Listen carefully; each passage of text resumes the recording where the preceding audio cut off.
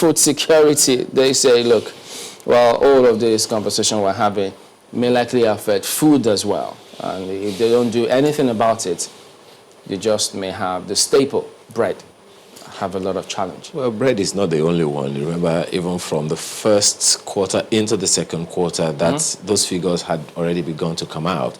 That, generally we might need to do something about food, especially in the light of rain, people not being able to go to the farms and all of that. How far or not that has affected what we're about to talk about, you'll find out as we engage Mr. Tosan Jemide, who is President, Premium Bread Makers Association of Nigeria, PBAN, and as well as Dr. Abiodun Daramola, Director, Center for Agricultural Technology and Entrepreneurial Studies at Bells University of Technology. Let me begin with Mr. Jemide. So, you want to bring up to speed what exactly is happening? Why must we pay more for bread? Okay, well, I think there's a need for a background to this conversation. Watch this. Nigeria currently ranks at number 93 out of 117 in the World Global Food Index. A disappointing score for a largely agrarian society. Agriculture alone accounts for over 40% of the employment in Nigeria. It's a sector in dire need of government support, considering it used to account for more than 70% of the country's GDP at independence. Now it contributes just over 20%. The Buhari administration in March of 2018 set up the National Food Security Council, specifically to ensure food security in the country. The president believes the council is delivering on its mandate. In the last 5 years, we have recorded notable achievements despite the decline in GDP by 6.1% in second quarter of 2020. As a direct result of coronavirus, the agricultural sector continued to grow because of government's targeted agricultural policies.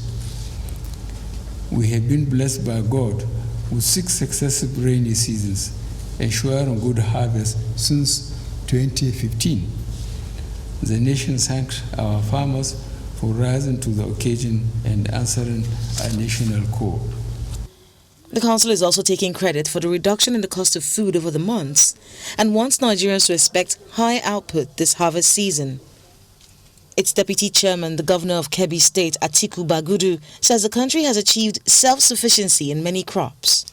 Harvest has commenced in some parts of the country in respect of some crops, and because of that, the prices have begun to respond to harvest by beginning to come down.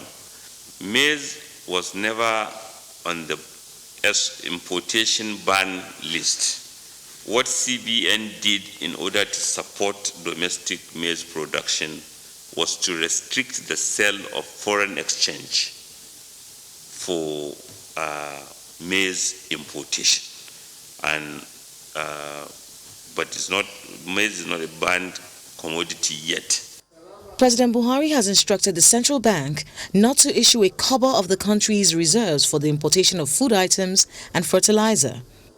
He insists that the focus should be on empowering local producers and farmers. That way, the government will ensure food security while fixing the unemployment rate. From the State House in Abuja, Kayla Megwa, Channels Television News. All right, Dr. Abiodun Daramola, Director, Center for Agricultural Technology and Entrepreneurial Studies at the Bells University of Technology. I'd like to start with you. Thanks for joining us this morning. Well, obviously, you also have to start paying a little more for bread, going back by what the Premium Bread Makers Association, there's a second association as well, going by what they're saying. But let's begin with Mr. Tosan Jemide, who is the President, Premium Bread Makers Association of Nigeria. Please tell us, Mr. Jemide, thanks for joining us. Why do we have to toe this line?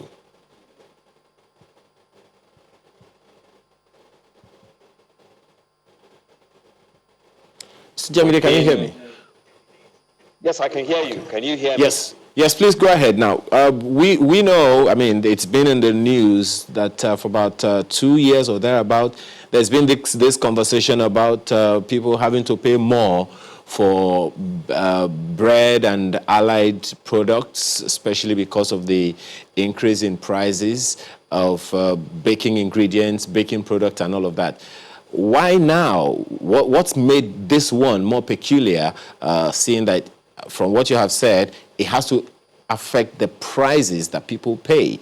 Hitherto, there were increases in those things, but it didn't affect the prices of commodities. So why now? Well, what's been happening really is that the bakers have been subsidizing a lot for the consumers because we understand it's a very price-sensitive market, and people don't have that kind of expendable income to throw around. So an additional increment in price will generally begin to affect the common man. So it's been a very tough decision for us, but the fact is we have to deal with the reality. The cost of production has been going up incessantly. In the last 4 months between pre-COVID and now, it has been astronomical and totally unbearable. So, we've come to the point where we know, that there's absolutely nothing we can do about it. The specific issues. Sorry, take that again. What are the specific issues? Okay, so we're dealing with price increases. Most, if not all, our inputs have some sort of import components. Flour, which is like 60 to 70% of our inputs, has the wheat import component. Flour millers have to import wheat. They import it at the dollar rates. They generally will go to the black market, parallel market, to get their forex. And that constantly hikes the price of flour. In the last, between March and now, flour has gone up 6 times. So, who are manufacturers we produce bread. There's no way we can, continue to absorb these increases from our suppliers of raw materials and not be able to, jack up the prices. Dr. So Damola, this generally... okay. Go ahead, please. Go ahead. Conclude yourself. This generally cuts across board. I'm talking about flour alone, but if you look at all our raw material inputs, down to the smallest item, we've experienced huge increases, so we've gotten to the point where we have no choice. All right. Dr. Damola, how do you react to this? It'll seem like indeed it's a long time coming, right? Yeah, thank you for having me. Most of the bread, the 90% of the wheat we use in Nigeria is virtually being imported, and it's not sustainable.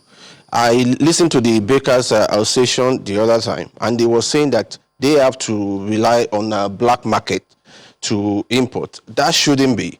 I expect that for a commodity, an essential commodity like flour, we should have government giving the importers of wheat direct rates that will make it sustainable for them to import.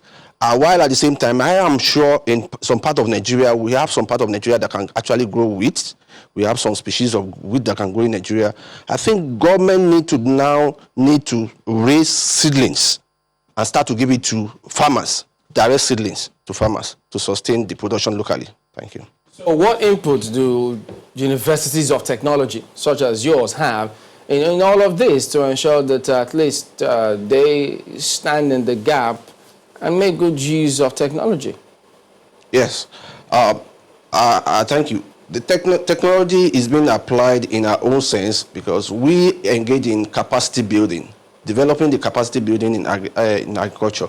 We just conducted a virtual workshop telling the whole world about opportunities in agriculture, agribusiness, and agro-engineering.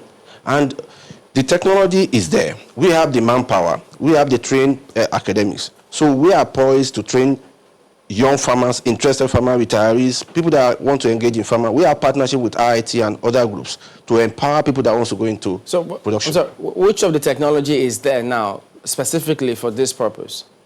The technology that is there is to engender wheat production in Nigeria, in particular areas that the soil component can support the growth.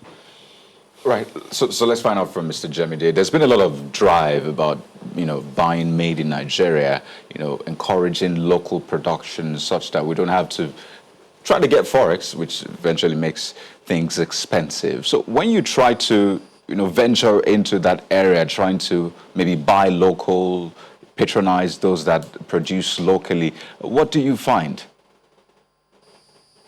Well, buy local is a very noble venture. I applaud the government for that, but I think that we need to be systematic about this. Now, we do not have the capacity yet.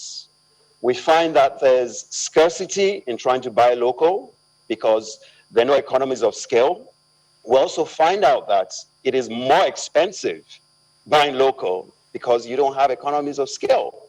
So, for a manufacturer, it is easier to import. Secondly, the wheat that is produced or grown in Nigeria is not really the kind of wheat that goes well with the flour that we used to bake. I know that the millers do not like to use it because I think it's the protein, or it has something to do with the gluten, and it doesn't give you the best quality flour. Okay, so a couple of things. We have to look at all those things and, okay, besides that.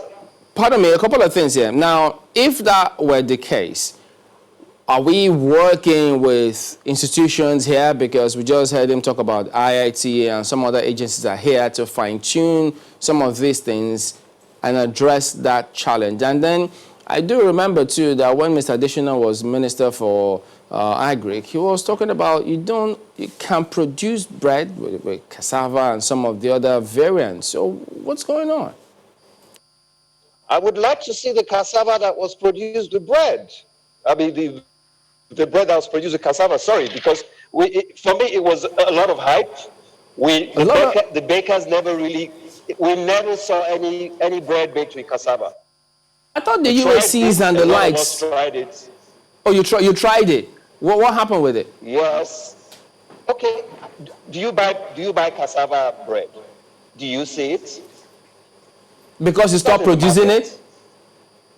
Because there's no cassava. First of all, if I want to buy 1 kilo of cassava, it is more expensive than 1 kilo of wheat bread.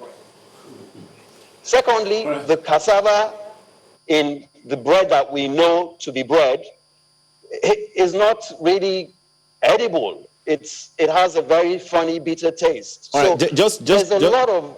That's taken, Mr. Jemide, but let me very, very quickly, 30 seconds, Dr. Daramala, you want to respond to that very quickly? Yeah, I think we have to start with our own products. The wheat that is produced in Nigeria, the glutenin or whatever is there, those are anti-nutrient factors which can be worked on. And we need to incorporate a little of cassava with the fry dryers we have. IIT have done it. Has that been proven by any science? Yes, that it works? Yes, we have cassava bread by IIT. I have visited, I have seen that. So we have to start with what we can produce. Perhaps then we need to begin this conversation between the technologists and the bakers. But we have to thank you very much for your time this morning. Mr. Tosan Jemide is President, Premium Bread Makers Association of Nigeria, and Dr. Abiodun Daramala is Director, Center for Agricultural Technology and Entrepreneurial Studies, Bells University of Technology. Thank you, gentlemen, for your time.